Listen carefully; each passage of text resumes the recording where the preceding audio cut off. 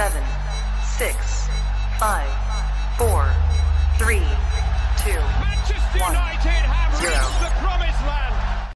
Good morning, everybody. How are you all doing? I've got a big smile on my face because that is absolutely cracking me up. Cantona is in the studio, looking a bit yellow. He looks good, I'd say. Big up to Robert Johnny's on eBay. Not just big up to Robert Johnny's, a bit weird. Basically, I went out and bought that mask after saying it in the show a couple of weeks ago that I was going to buy a Cantona mask. I bought one. He ended up being somebody who watched the show and he said, look, I want to gift it to you. So here we go. We've got Cantona in the studio. The mannequin has been upgraded today, and the Manny is on the wall as well. Haven't had the Manny on the wall for a while. But good morning, Friday vibes. We're going to be speaking about quite a complicated topic this morning, and that's the finances of Manchester United, FFP. Now, what I have done is after yesterday's stream, I've spent an hour yesterday updating everything on the computer, uninstalling, reinstalling drivers, done everything I possibly can. So I hope the mic is working this morning. And Joseph, look, right, it's been a rough couple of years for Eric. Looks like he's got a bit of a broken nose. He's looking a bit yellow in the face. Got a bit of jaundice going on. But yeah, as Cantona there's no echo today. Big up. That's a good start. Right. Let's hope that it continues the whole way through. Who's here joining in this morning? It should be a good show. I know full well that the finances and trying to understand the finances, it's complicated. It really is. I've tried my best. I'm learning as I'm researching it as well. And hopefully I can help you understand it a bit more. Mainly about how bad the state of Manchester United's finances currently really are. You know, do you remember after when Ronaldo gave that interview to Piers Morgan, everyone's like, oh, look, Ronaldo's the reason that Glazers are selling. Go on, Ronaldo. Go on, Cristiano, for the club. And it was obvious that it had nothing to do with it. That's what these numbers are there to sort of back up and discuss. And geez, this idea of minority ownership that scares the hell out of me. That's what these numbers are about. But also, interestingly, a deeper conversation about FFP, how it's changed and how it's going to affect Manchester United going forward. And I'll tell you what, weirdly, how it's going to help Manchester United. I'll explain that. But who's down here in the morning? It looks like something from Team America. Hey, look, Team America, top class film. All right, top class film. Just don't get in the back of the limousine. Nizam, good morning to you. Nathan, Carl, Alex, Fatty, Brian, Chetan, Vicky, good morning. We've got Daisy, we've got Ant, we've got Josh, we've got JVD, we've got Brett, we've got everyone. Good morning to all of you. Yeah, so that's Eric. He's even got his Selhurst kit on. Come on. Can't say it looks like Mr. Bean. It looks more like Lingard. Wow. Look, right. It's Cantona. All right. It's just he's had a rough couple of years. So big up to, as I said, so I apologize. I can't remember your name. Wait, let me just go on my messages. Find out who it was. Where is it? It was Clive. Big up to you, Clive. Thank you very much for sending the masks over. And yeah, I like it. It's changing up the studio. That's why I think so anyway. Let's start this show and let's get it on. Because Manchester United's finances, I have spoken about it. Look, I could come on here. There's 4 days left in the transfer window. We could have a really pointless conversation, if you want to, about the signings we're not going to make. Because we're not going to make any more signings in the January transfer window. If we do, I will be staggered.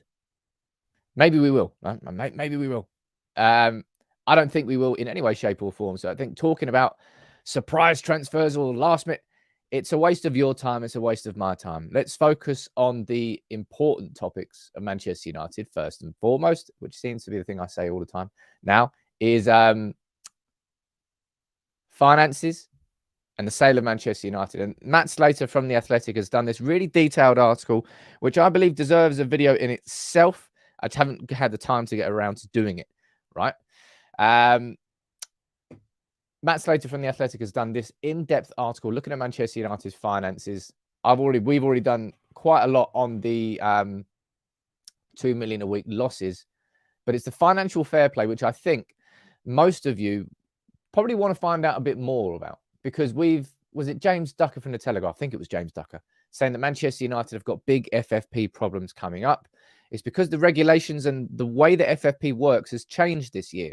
Now, I've actually done a little bit of detail into this already, but this video, I think we'll learn a little bit more. Let me start running through it. As I said, I apologize if you find this stuff quite boring, but sometimes boring stuff is the most important stuff. And it's the stuff you've really got to, as a fan, get your head around and understand. And that's why I'm doing this.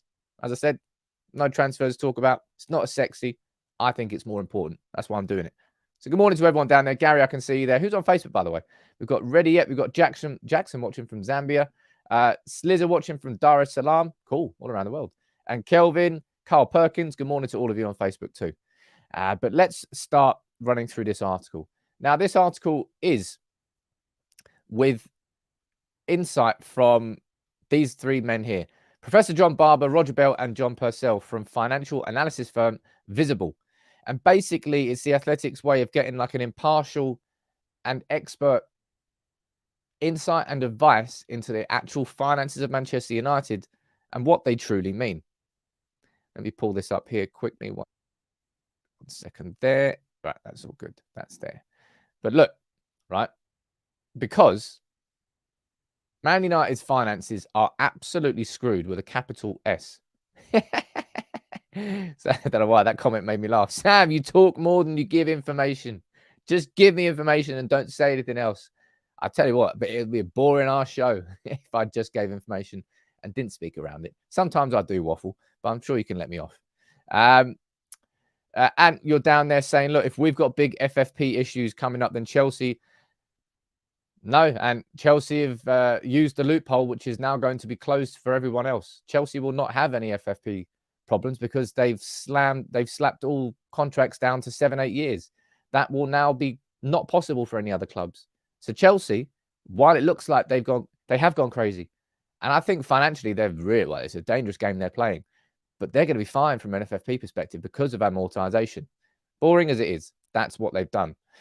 This is what the advisable said about Manchester United. The fundamental problem is that United have adopted inferior strategies, priorities, and actions over the last few years. The outcome is that United's internal financial position and its results for shareholders have been poor. Its financial condition, their word, not mine, is now in critical condition. And apparently the business is for sale. Well, the business is for sale. And the only reason that the business is for sale is because of this. Honestly, maybe some people did believe it. Maybe some people genuinely thought, you know what, the Glazers are only selling now because Cristiano Ronaldo has done an interview for himself with Piers Morgan and mentioned, there you go. That's the reason they're selling. I think maybe they wanted to believe it. Maybe they wanted to have something to hold on to. For Ronaldo, for a lot of people, was the idol, whereas in reality, it was just a self-centered, selfish interview served only one person, and that was Cristiano Ronaldo. But yeah, this is why the club has been up for sale, because the Glazers have absolutely screwed us. And we come on to that bit next. This is where it gets interesting. And if you want information, here we go. More information for you. Stevie, let me know where you're watching from, buddy. I'll try and give you a shout out. According to Visible, when talking about their EBITDA, now EBITDA, geez, I can't believe I'm speaking about EBITDA here. I'm not a financial expert. I did, in my history degree, I did an accounting module in my first year. Profit and loss. I learned about all the profit and loss, X, Y, Z, the basics of accounting, which is quite handy because I have to run my own cash flow now. Anyway, really sidetracked conversation here this morning. More information, Sam. Let's talk it. EBITDA is earnings before interest, tax, depreciation, and amortization. It's effectively, it's the sexy big number right at the top. From a more basic perspective, it's kind of like looking at the revenues of a business rather than looking at the profits of a business, because the revenues are just all the money coming in, but the profits is all the money coming in minus all the money that you spent on making that money. So profits are a more accurate way of explaining it. And I think that's why they had a go at me once when I was talking about Ineos's revenues rather than the profits of Ineos. And here, Manchester United have been using EBITDA to sort of inflate how the club has been looking. Because look, the club's cumulative EBITDA for 2015 to 22 is almost 1.2 billion. And if you go over here, madly enough, right, it doesn't matter how how bad, it doesn't matter how bad Manchester United have been. According to Sportico, which is another data firm, they've got Manchester United as the most valuable club in the Premier League. And look at the revenues. This is why our revenues still are holding firm. And this is a big thing, right? This is a big thing for a lot of United fans. They're saying, look, we don't necessarily need a massive sugar daddy coming in and just sprinkling hundreds of millions. It would be quite nice. What we need is to be self-sustainable, because our revenues there, look, 600, 700 million. If we could just spend our own money, we could do so much more. And that is definitely true. But going back to these numbers here, if you don't use EBITDA as a measure of how Manchester United have performed, and look, if you use a different method called economic profit, which is the difference between what you earn and all your costs. So basically, that's a realistic measure of how well a business is doing. And then look at what it switches from. Instead of it being 1.2 billion in the plus, it goes to 500 million in the red. That's a 1.7 billion flip and switch. It basically means that the Glazers have kind of been playing not playing the books per se, but picking and choosing which numbers to represent what's really going on behind the scenes. So it might look nice and shiny on the surface, but then when you lift the lid up, you're like, shit, that's bad. That really is bad. And it has been bad at United for a long time. Stagnated. Look, I don't think we've had any commercial growth since I think around about 2016, 17. Just been stagnating, flatlined, whereas previously it was going up and up and up.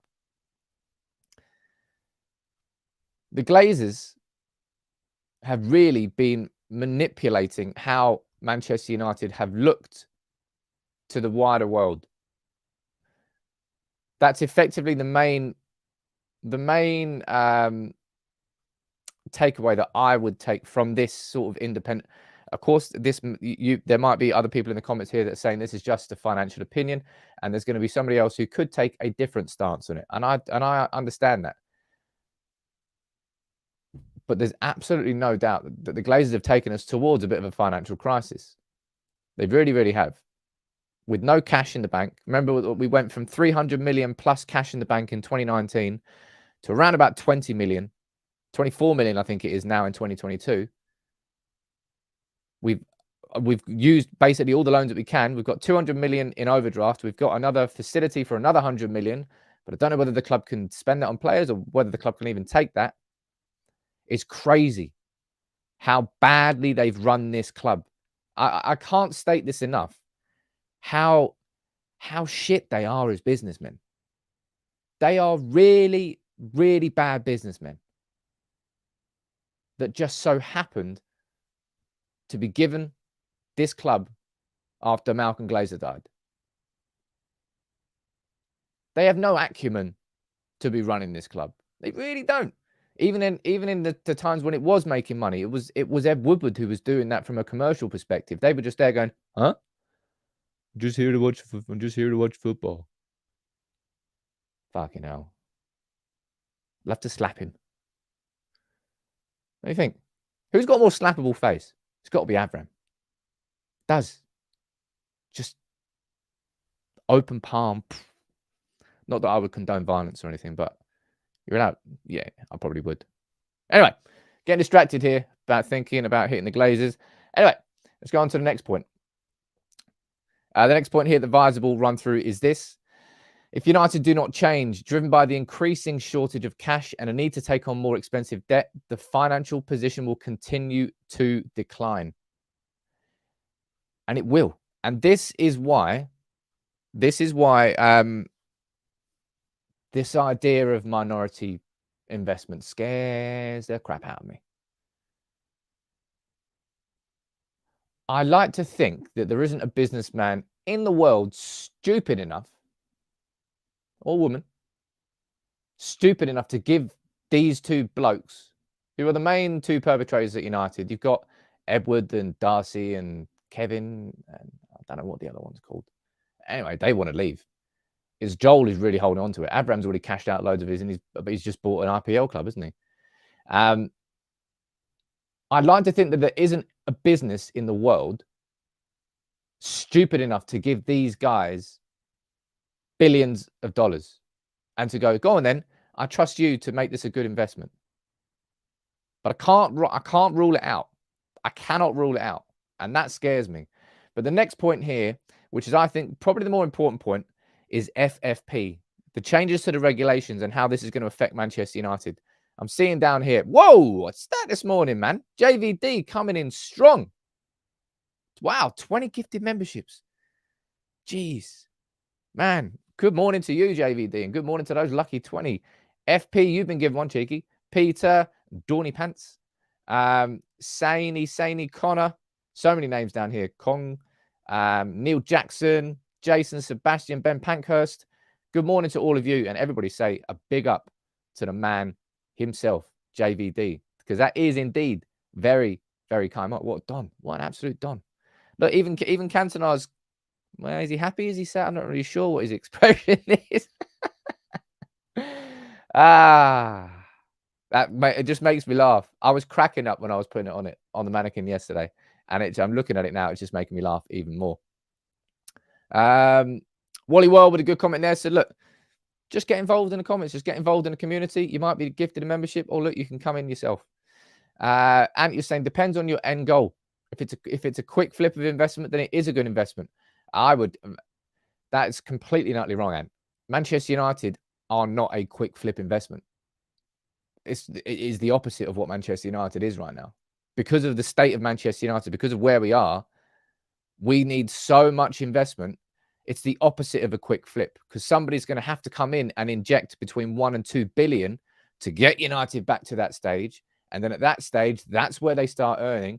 And then in the long term, Manchester United is a long-term investment now. It is not a quick flip. Tina, we need to sell players in the summer. The summer list in my head is Martial, Lindelof, Maguire, Fred and McTominay. Well, Tina, I will be moving on to that quite shortly, because that is where the FFP rules affect Manchester United and why I think, weirdly enough, maybe they won't help us directly, but I'll explain exactly why. Let's dive into the second part of this. Look, I've done a video on this already. So look, from UFP overhauled FFP in 2022, with this season being the first to come under a radically different regime. FFP now is not what it was. 3 new pillars to solve regulation: solvency, stability, and cost control. Solvency is about making sure that, look, any club that wants to play in its league, it prevents any club that wants to play in UEFA's competitions from owing money to players, other clubs. So basically making sure that you're financially sound, right? And that's where stability comes in as well. That's to do this. I don't particularly understand, right? Because it's got the fact that you can lose 60 mil over 3 years. And I've already run through all of this. I don't really know why it's not picked up on there. I'll be interested to find out a little bit more information on this. Because Manchester United have lost around about 200 million over our last 3 years of accounts. So I don't really know how we don't break that rule. But the Athletic seem to kind of brush over it. So maybe I've just been reading those rules wrong. But it's the third rule that really will and does affect Manchester United: cost control. The cost control is where clubs, look, which will limit clubs to spending 70% of their revenues on the wages of their players and coaches. So if you go over here to Manchester United's latest here, it's saying that Manchester United in 2022 can spend 70% of our revenues on players and wages. Well, player wages, not players and wages. But not, there you go, on the wages of their players and coaches, but not the non-playing staff. And this is where it gets interesting for Manchester United. Look, in 2013, United's wages plus amortization was 59%. It'll be interesting at what Ant was saying down there about Chelsea. They've obviously been spreading all their players across amortization. I don't know whether that would then affect them. But look, that percentage, right, we go back up here. It doesn't happen this year, but by the end, I think it's of 2024, 25, roughly thereabouts, Manchester United are only going to be allowed to spend 70% of their revenues on the wages of players and coaches. And look where we currently are at the moment. It was 59% in 2013. Following season, it was 61%. And then that went up to 70% in 2015. But look, in 2020, that went up to 76%. And in 2021, that went up to 88%. And it was the same again last year. This is where Manchester United currently are, right? We are spending 88%. My God, that's absolutely wild, right? This is where FFP is going to affect Manchester United. Ryan, you're absolutely spot on there. That's a big reason as to why when Ronaldo was brought in, these rules didn't exist. So there was no need to worry about it. There was no fear of it. The rules have now changed. The goalposts have been moved.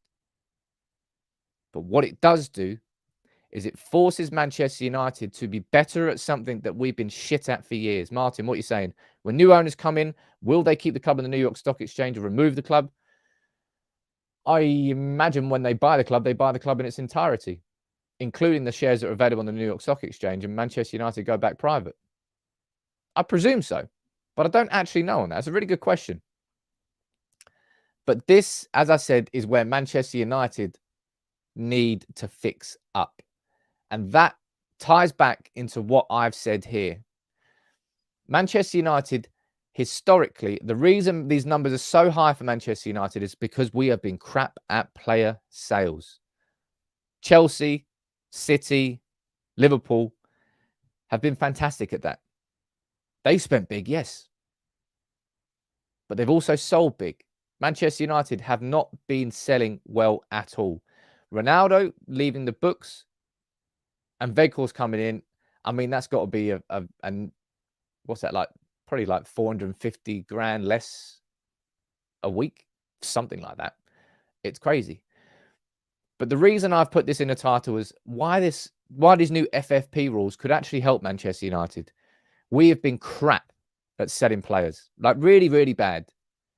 But now because of these new rules, it means that it has to be part of our strategy.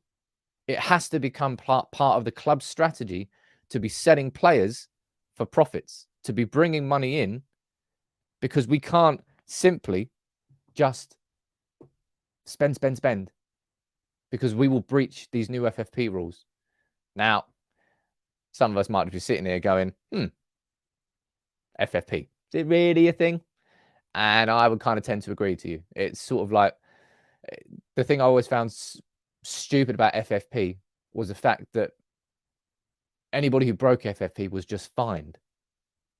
It's like, what? How does fining a billionaire some money stop them spending more money? It's weird. It's absolutely weird. But these changes are the big one down there, and it's called cost control. And it's about limiting the percentage a club can spend of its revenues on the wages of players and staff. And Man United has skyrocketed towards 88%. Madness, absolute madness. And that is part of the reason why we're in this position now where we're burning through cash as a football club so quickly. And why this summer now is, I think, like, let me just sum it up in one sentence for you here, right? Before this summer coming up, where I think it's going to change, every summer before, we've talked about getting rid of the deadwood, clear the squad out. We've been talking purely from a footballing sense. All these players that were like, well, they're not really going to do much for us. Let's get rid of that player. Let's get the wages off the bill. We've been speaking purely from a footballing perspective. Whereas now, there is a financial reason why Manchester United have to do it. And basically, these new FFP rules are forcing Manchester United into a strategy change in terms of the transfer market, which I think weirdly is good. It's basically going to force our hand in a good way. We now won't be able to just hold on to players for the sake of holding on to players. You remember what Ed Woodward's strategy was? Part of the reason why we're in this fucking mess. His strategy was to give players big contracts to make sure that if we wanted to sell them at any point, that a Pogba situation wouldn't emerge where we'd lose a player on a free transfer. And instead, we're stuck with players who are on beefy wages, who aren't really doing anything. So Man United, I think, might struggle to get as much from Martial as we want to, but he's on 200, 250 grand a week. Jones is still here. Still don't know how Jones is here. But I personally feel that, weirdly, we should look at these FFP changes and go, you know what? This means that United cannot repeat the same mistakes that we've done previously. And even if you trust the club to go forward, I still have concerns over what they do. Now, you might say that, and you will correctly say that the amount we spent in the summer was not right. We overpaid massively for Anthony. We know that. He was never a 100 million euro player. He was like 40, 50. It's not his fault. It's Man United's fault for just going in late to the market. So I actually, as I said, I think that's the reason I wanted to do this video. Because we can all be correct in saying that I'm scared. We're all scared about the finances of the club. We're not in a good position. We're actually in a bit of a crisis.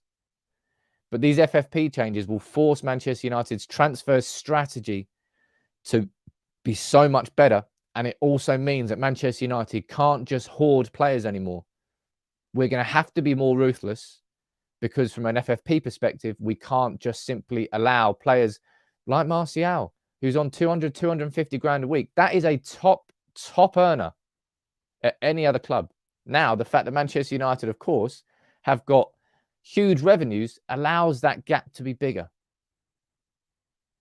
But I don't know. That's why I wanted to do this video. I feel that this summer could be a bit of a change. I think we really, really could be seeing quite a few players sold, and sold for good money. Because that's been one of the Achilles heels of our transfer strategy. As bad as our signings have been, our player sales have been equally as poor. And both of those two things combined have made it just an absolute madness at United. Let me go down here and read a few of your comments out. Jonathan, does anyone know when Jones's contract runs out, mate? I had no idea. And dude's, he's due a testimonial. That's crazy. That makes me laugh. Julie, you say Martial's got to go. I did a video on Martial early this week.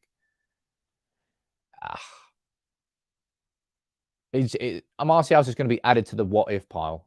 Just those players who, if injuries have never... What could they have been at United? And unfortunately, I don't think it's going to go any further than that for him. Klein, what are you saying, buddy? I haven't seen you in a while. Maybe that's the reason why the article came out for the salary cap. Remember that salary cap article? I said, who is it? Was it Joe Bernstein? I think it was for the Daily Mail. I was like, not really heard of Joe Bernstein before. He's the only person saying this salary cap. And yeah, I don't particularly think that the United are going to have a 200 salary cap. What you're saying down here, the sale needs to get done ASAP. Well, it absolutely does. Why was Garner sold when we can't even buy a midfielder now? Well, Manish, you're looking at Manchester United then making 9 million out of a player that came from our academy. Again, we have to be better as a business. I know that we will just want to talk about the football itself, but because of how crap we've been as a business behind the scenes, it's really affected the football. Even though Edward would try to say that, yeah, they weren't linked. Absolute twat. And Judy, yeah, you're saying sell Martial too much time on the bench. Jones already turned his testimonial down. Well, to be fair, it would be taking a piss if you got a testimonial. But look, let's move on to the next talking points. A little snippet here from ESPN. You remember that Manchester United set up a shop in Davos in Switzerland, because that's where the World Economic Forum is going on, where all the businessmen and billionaires are meeting. And apparently that was to do with searching for a new shirt sponsor. We obviously know that the Team Viewer deal has been cut short by a couple of years, I think. I think it's like 2 years early. Either way, TeamViewer have gone, well, we want to come out of this deal because this is a crap deal for us. And Man United have gone, all right, fair enough, if we can find a new sponsor. That's what it is. So TeamViewer will be our sponsor until we can now get a new one. And yeah, Ian, there was a very good comment going back to what I was saying before. Manchester United do buy at an inflated price, and we are just, because the reason we are so bad at selling is because we just hold on to players for too long in the hope that they'll eventually turn it around. Jones being one of them, Martial being another one of them. It just wouldn't happen. In this City team, you'd never see. You just wouldn't. You'd never see somebody getting that long in the hope that they were turning around. Now, something else that's happened over the last 24 hours, which is quite an interesting one, and I think worthy of a conversation here this morning, and it happened last night. Alfred Schroeder was sacked by Ajax. I think it's fair to say that it's not been a good, 8-9 months for Ajax and Ajax fans. From losing Erik ten Hag to Manchester United and Mitchell van der Gaag going. That's your assistant manager and you're a manager. The controversy over Mark Overmars and him leaving as a sort of technical director. It was a bit of a trinity between Ten Hag and Overmars and Van der Sar. Ten Hag and Overmars left. I think they brought in, who was it? Jerry Hamstra and Klaas-Jan Huntelaar to try and help in the summer. And then the summer happened. And in the summer, it didn't work out for them in the summer either. They lost so many players. They lost Gravenberch. They lost Martinez. They lost Haller. They lost Anthony. They lost so many players. And it's not been the best of seasons. And last night, Schroeder was sacked. For a lot of Ajax fans, it was later than it should have been. And the reason I'm putting this up for you is because I want to have a little conversation about this. Somebody, I think it was Chris, DM'd me yesterday, and I think it was a kind of a fair talking point. Because Edwin van der Sar was asked about his own future. And he was asked, look, does this have any effect on your own position in Ajax? Or can you separate these things? So the answer is no. And van der Sar said no. And my question to you here, right, is does what has happened this year with Ajax,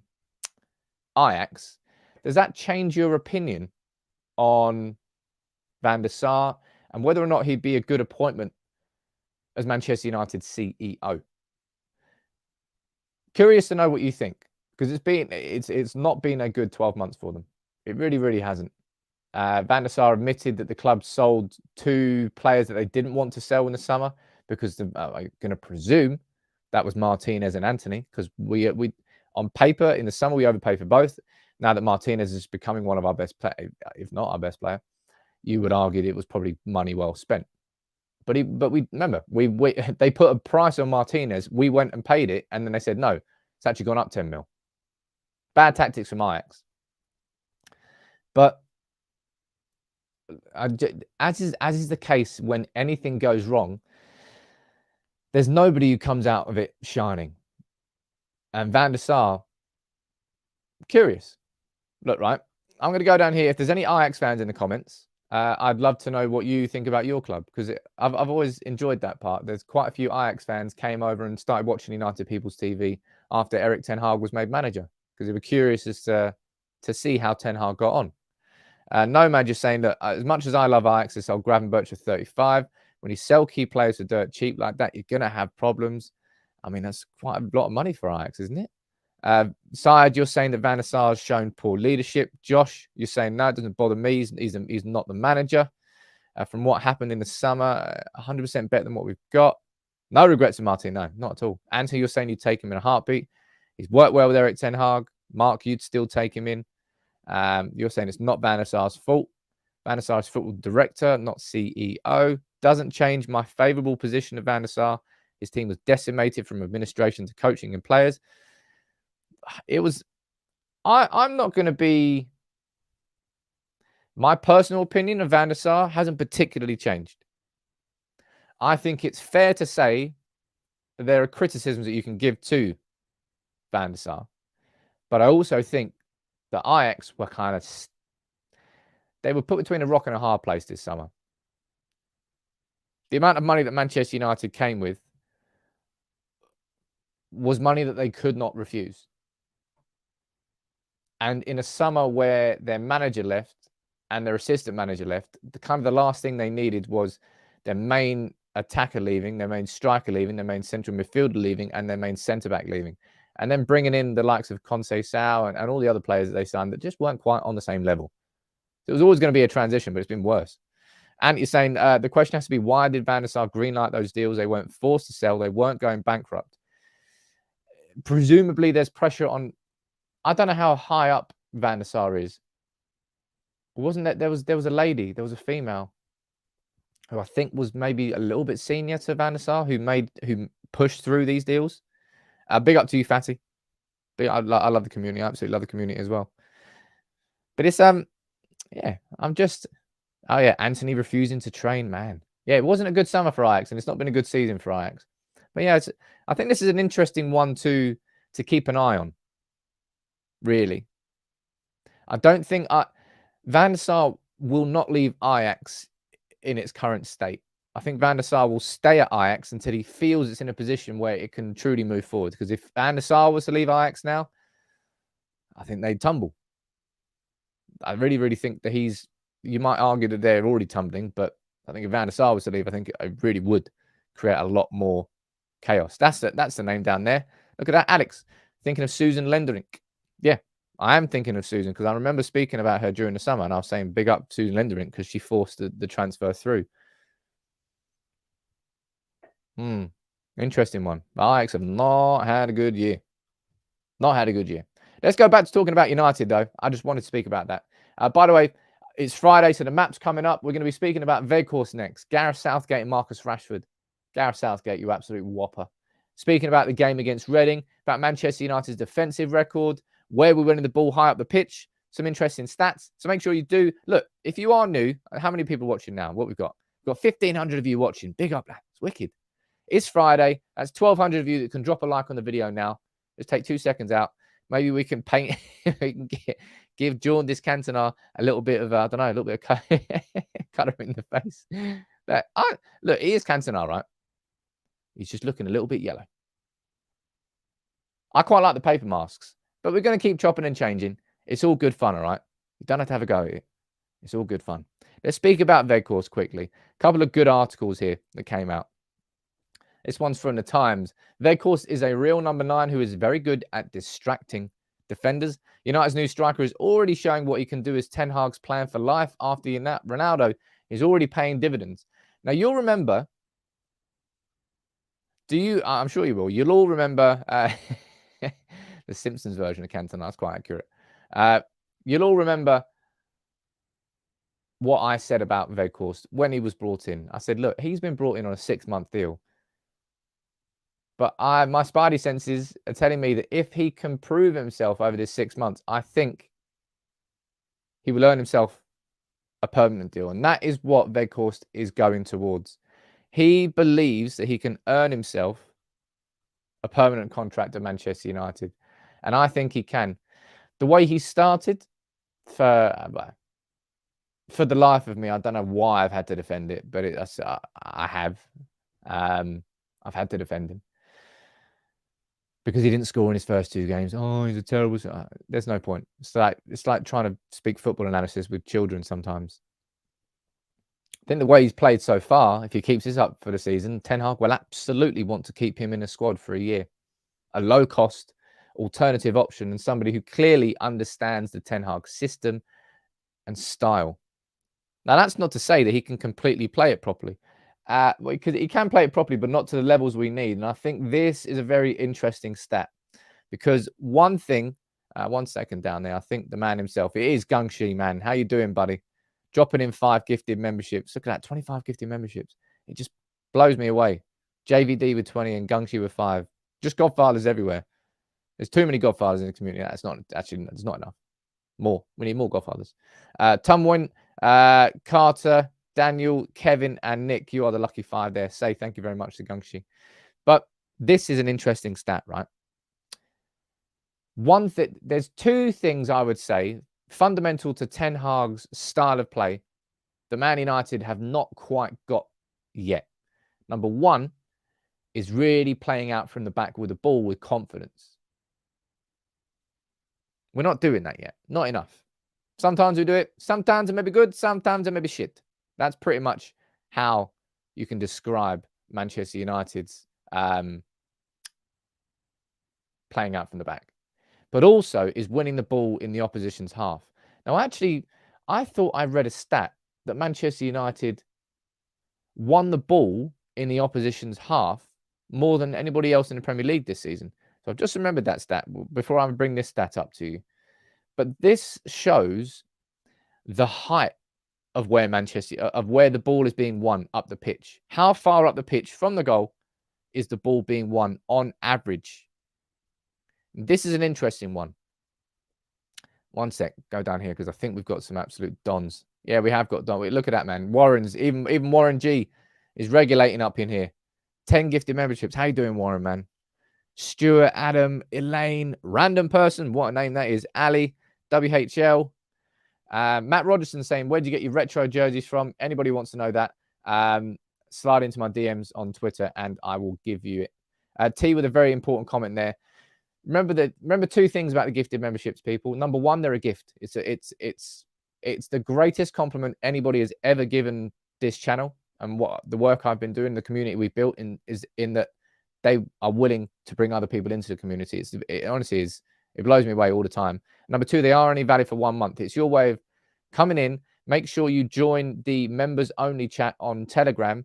Also, there's a suggestions box. So all the members, by the way, if you don't know this, look on the community tab and look in the Telegram, the members only page. In there, there's a link to a suggestions box because I've asked you, what would you like me to do to give back to the community more? I want to give back to the community more. So I'm going to be taking 2 or 3 suggestions from members of the community saying, Sam, you should do this. This would be cool. And I'm going to bring those changes and more perks into the community because I want to be giving more back. So that's my way of doing it. Look at that. That mate, Dom, you're gifting 5. Nathan, you're gifting 5. Man, it is Friday vibes in here. I tell you what, some people might be saying, Sam, man, you're talking about memberships too much. We're gonna do it anyway. We're gonna do it anyway. We're gonna do it anyway. We're gonna do it anyway. Yes, we are. You have to bring it out. I have to say thank you very much.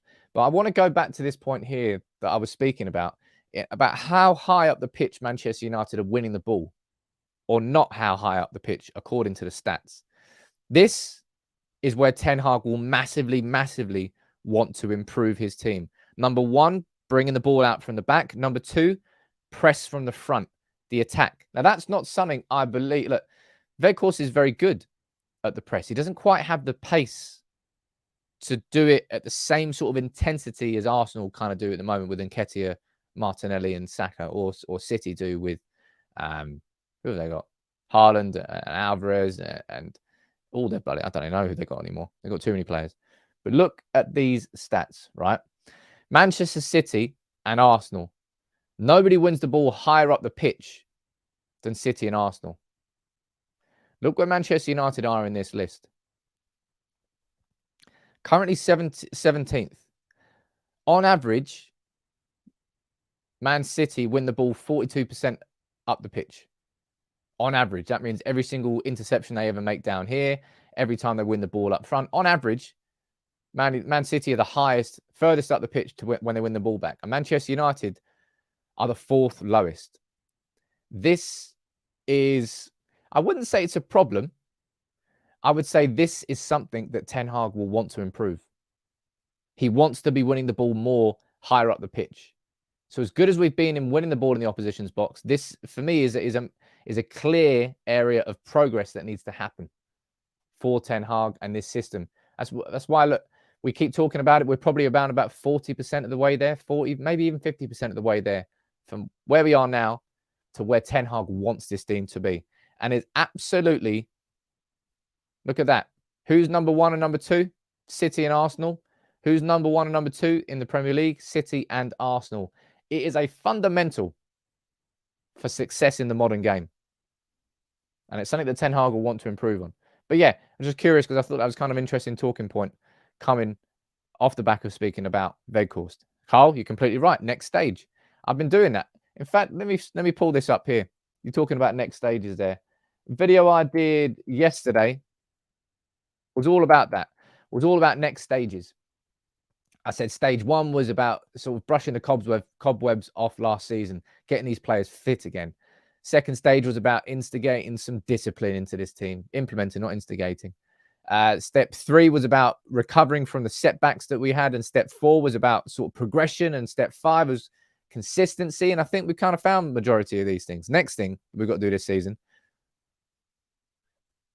is trophies, and that's what that video there. Mark, you're saying, how do you improve that strategically? I think it's a little bit about stats. Sorry, not stats. It's a little bit about strategy, yes, but it's also about personnel.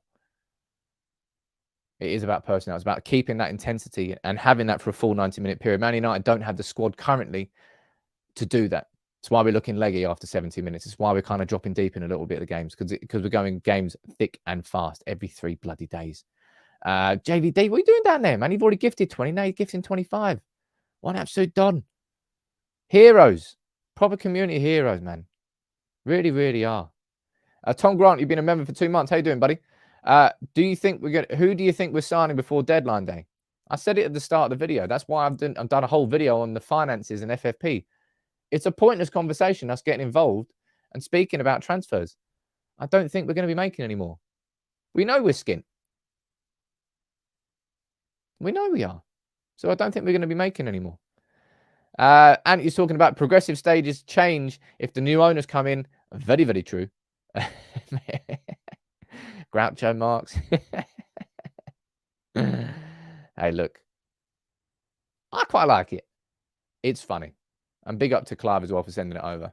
But I'm going to be... That's what I'm going to keep doing. I'm going to... Members, you can let me know in the Telegram community. Who do you reckon I should get up there next? What kit should I put on it next? We can keep chopping and changing it. It's good fun. Something I want to speak about here is not good fun. Gareth Southgate, right? He's been speaking about Marcus Rashford. And this is what he said about Marcus Rashford, about not starting him more in the World Cup. And he said, I think people are looking at his form post-tournament as much as anything. Had Marcus played and the result being like that, they'd have been saying Phil Foden should have played or Jack Grealish. And I've got to tell you, Gareth Southgate, mate, you are making yourself sound like a whopper. One of my favourite words, whopper. It's offensive, but it's not offensive. I like it. He is, but Rashford scored 3 goals at the World Cup. Was it? I think Sterling started against France. Did Sterling start against France? I think he did. Let me check. England, France. Sure he did. Let's have a look. No, he didn't start. Well, he came off the bench, though. Definitely came off the bench. Anyway. Rashford was banging form in that World Cup. Absolutely banging form in that World Cup. And to try and say that people are getting pissed off because of Rashford's form after the World Cup is so disingenuous. He just should come out and say, yeah, I probably made a mistake there, but instead he's doubling down on it. I think I might do a video on that today. I really do. Well, not a full video, but a little short video. I really, really like this comment from Ten Hag on Rashford, by the way. Just the words he uses. Be creative in the final third to do something in the final third. Some crazy stuff. Fantasy. Adventure. And it just, I don't know why, but I really like it. Maybe it's lost in translation. I don't think it is. But Rashford is playing right now with fantasy and adventure. That goal against Nottingham Forest was a man absolutely banging form. But he should absolutely be on the bench against Reading on, well, tomorrow night. Let's talk about Reading tomorrow night before the end of the show. We've still got lots to talk about. Man, I've got so many good talking points down here. Man United playing Reading tomorrow night. Let me know in the comments what changes you would like to see. My starting 11 video will be going out today at lunchtime. As always, Erik Ten Hag's press conference is coming. I would love to see Jadon Sancho in the squad. But maybe, if I'm being completely honest, that game against Nottingham Forest is an even better chance to get Sancho back into a starting 11 in a game which doesn't have too much pressure on. Because United are 3-0 winners. Our attack doesn't have to do anything against Forest, and we're into the League Cup final. all our attack has to do is, well, I suppose, just bang one goal in. If we can do that, they've got to score 4. Let me see what changes you think down there. Tyler, you think that Bruno's going to get rested? You know that guy, I think he's missed like 2 games or something through injury or illness at Manchester United since joining. His availability is definitely one of his greatest strengths. And given how he plays, so relentless, so much running and energy, how does Bruno not get more injuries? I have no idea. People need to look at him to try and figure out fitness issues. Frederick Eriksson, says Darren. Daniela, you want to see Pellistri. Game time for Pellistri and Iqbal. Butland in for De Gea. Game is a great time. It's 8 p.m. on a Saturday night. Rubbish. Absolute rubbish. Garnacho, Pellistri, rest Eriksson. Every time I say rest Eriksson, he doesn't rest Eriksson. Eriksson plays, and Eriksson plays great. But surely, these 2 games now, in my opinion, both of these games, Eriksson should be on the bench. Reading and Nottingham Forest. We do not need it. Just give him some time off. Give him some time off. What about Maguire? I think Maguire will start this game, James. I do think Maguire will start. Mainu to start alongside Casemiro. I don't know what the stats is about Bruno not missing much, but honestly, it's absolutely outrageous. Quite a few of you would like to see Zidane Iqbal. I don't know. I don't think so. I don't think he'll start anyway. Well done. You'll get shit. Commentators curse. I hope not. But look, I'll run through my starting 11, which will go out today. There's no doubt that there'll be a rotation, but rotation, I always point back to it. It's that Real Sociedad game in the Europa League that stung Manchester United. It's the reason why our schedule's so ballsed. If you look at the schedule now of Newcastle versus Manchester United, right? Between now and the League Cup final, which should be on the... I think it's not should be. I think it's on the 26th of Feb. Man United will have 8 games still between now and then. Newcastle have only got 4. Right? That's because we've got an extra 2 in there because of that game against Real Sociedad. That's what's really hurting us here. Because the biggest ones are coming up. Phil Jones might start. Phil Jones is even registered. I don't know if Phil Jones can actually play for us. I'm sure he can. But one thing I wanted to pull up here, which is a really cool point, I think, anyway. Maybe cool is the wrong word. We talk about how our attack is improving. No doubt. Marcus Rashford and how good he's looking.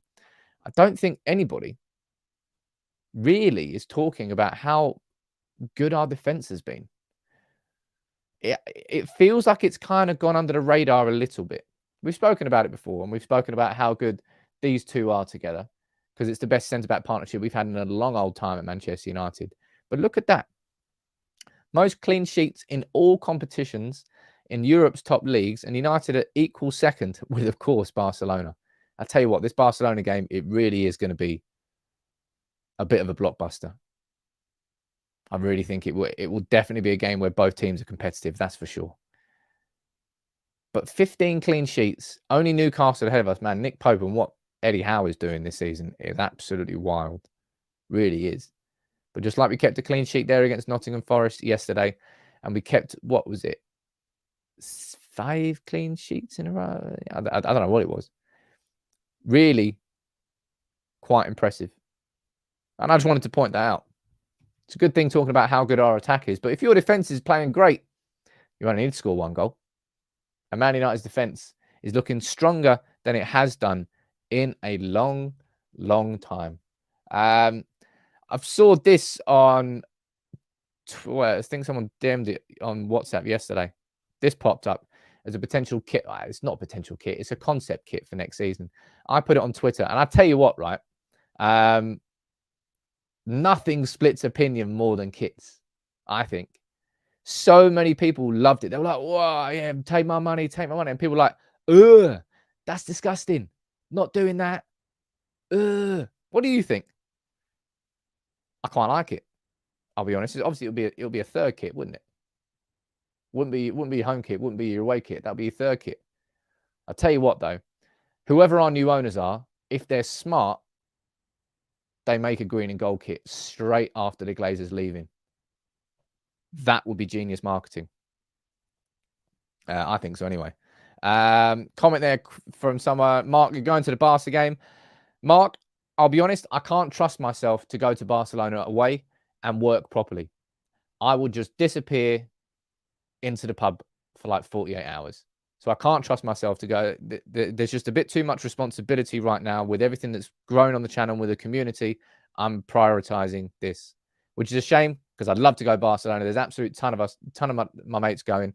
I'd love to go with them, but I just can't trust myself. I might go to the home game though. Haven't quite decided that yet. Quite a lot of you down here.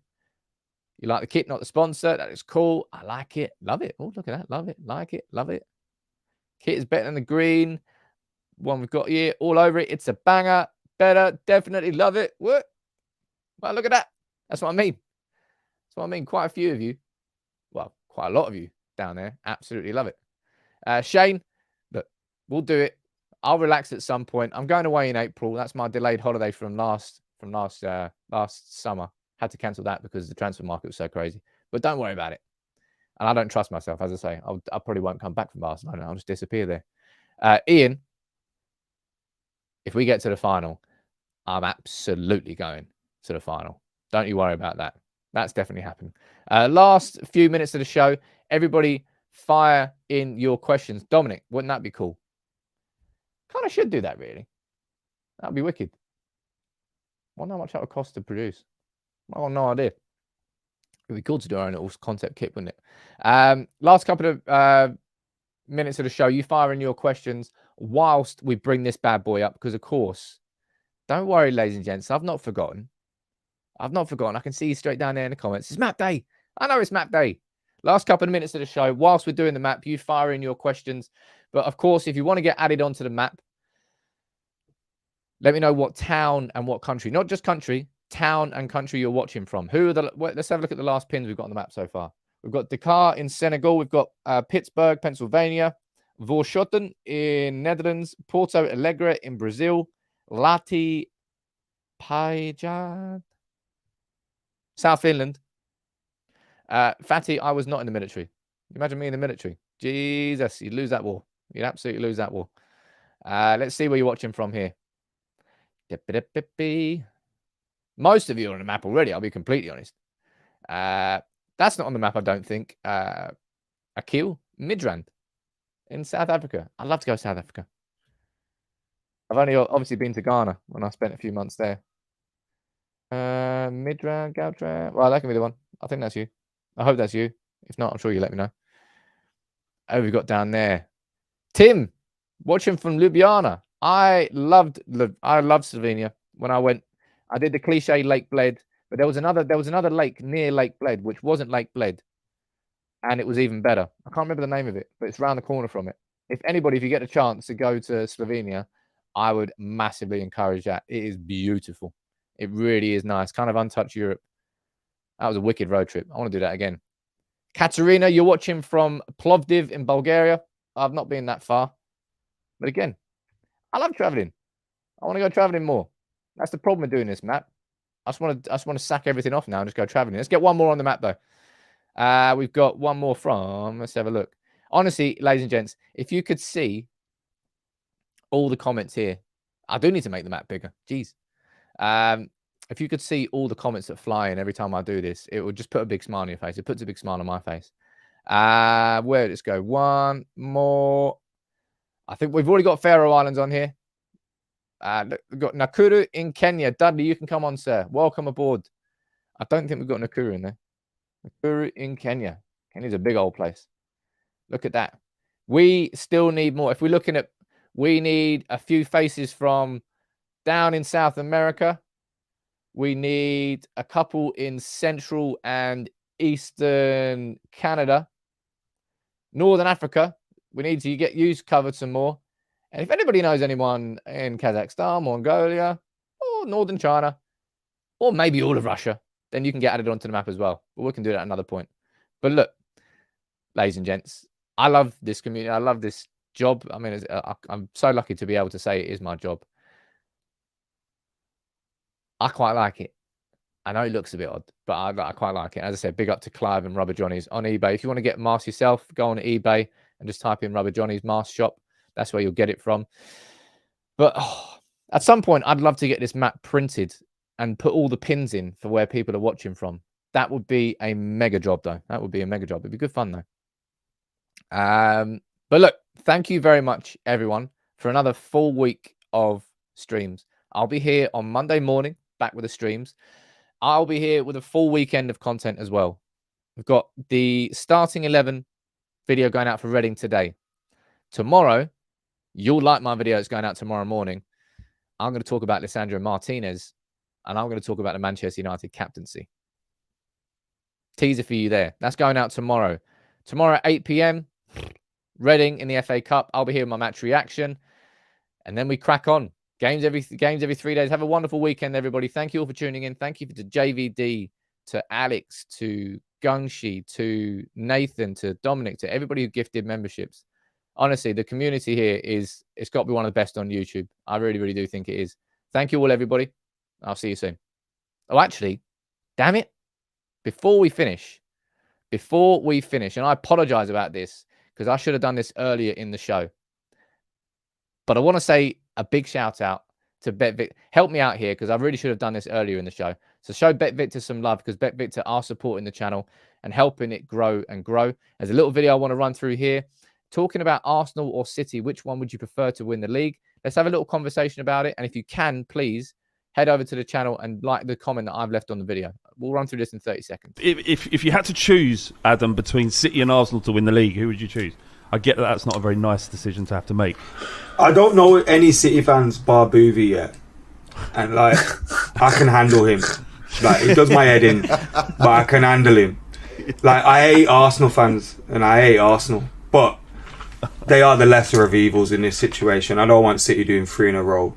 And, yeah, they're the lesser of evils. And I think if I take out my hatred for Arsenal and their fans...